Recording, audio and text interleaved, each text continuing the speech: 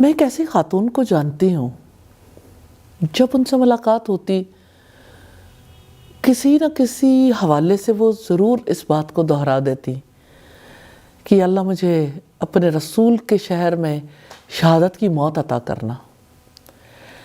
میں نے ان سے کئی بار سوال کیا کہ رسول اللہ کے شہر میں تو سارے لوگ جانا چاہتے ہیں، آپ وہاں شہید کیوں ہونا چاہتی ہیں؟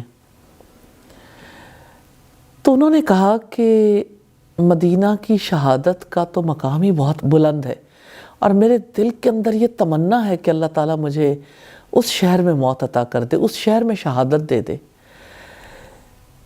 شہادت کا مقام بہت بلند ہے، مرتبہ بہت اونچا ہے،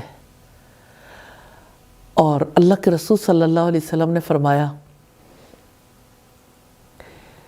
کہ میرا جی چاہتا ہے کہ میں اللہ کے راستے میں شہید ہو جاؤں، پھر زندہ کیا جاؤں، پھر شہید ہو جاؤں، پھر زندہ کیا جاؤں، پھر شہید ہو جاؤں، اس کے بلند مقام کی وجہ سے۔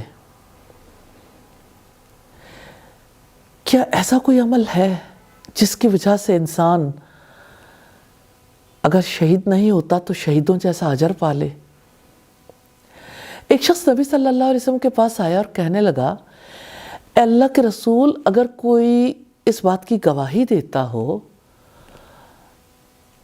کہ اللہ سبحانہ و تعالیٰ کے سوا کوئی معبود نہیں، اور آپ اللہ کے رسول ہیں، پانچوں نمازیں ادا کرتا ہو، زکوٰۃ بھی دیتا ہو، رمضان کے روزے رکھتا ہو، اور رات کی نماز بھی ادا کرتا ہو، تو آپ کیا کہتے ہیں اس کا شمار کن لوگوں میں ہوگا؟ تو آپ نے فرمایا وہ صدیقوں اور شہداء کے ساتھ ہوگا۔ سبحان اللہ۔ تو ان سارے اعمال میں روزہ بھی ایک عمل ہے۔ روزے کا اجر کتنا بڑا ہے! روزہ دار کو اللہ تعالیٰ شہداء کے برابر کر دیں گے، صدیقین کے برابر کر دیں گے۔ روزہ رکھیے، اجر پائیے، روزے کی رغبت دلائیے، خود روزہ رکھیں، دوسروں کو روزہ رکھوائیں۔ اللہ سبحانہ و تعالی ہمیں اس کی توفیق عطا فرما دیں۔ آمین ثم آمین۔